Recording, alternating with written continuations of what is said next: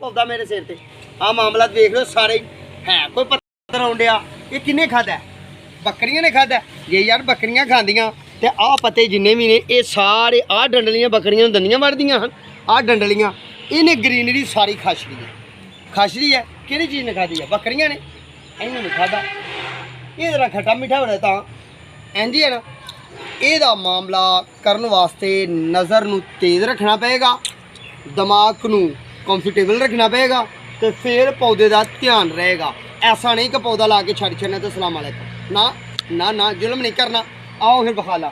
जुलम नहीं करना मासा भी जुलम नहीं करना तो ए वेखो जी वेख लिया जी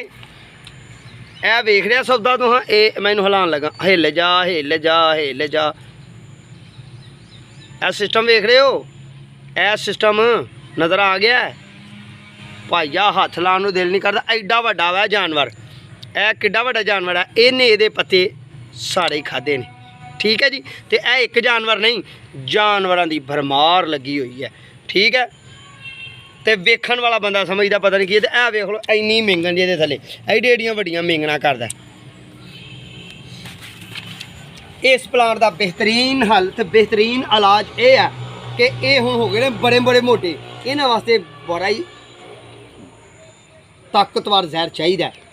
तो ताकतवर जहर जरा वो स्प्रे मारांगे तो फिर मरेगा वरना ना मारिया तो फिर तुसी समझोगे कि काम खराब होना है तो आओ फिर तुहानूं होर भी विखावां इत्थे भी आ गया पक्की गल इत्थे आ गया यह भी इन्हें खाना शुरू किया इत्थे किते होएगा चंबड़िया चुंबड़िया किते नाल तने दे ना इत्थे होणगे जरूर होणगे ठीक है इस पौधे की 5 दिन के अंदर अंदर हालत नागजीत कर देंगे।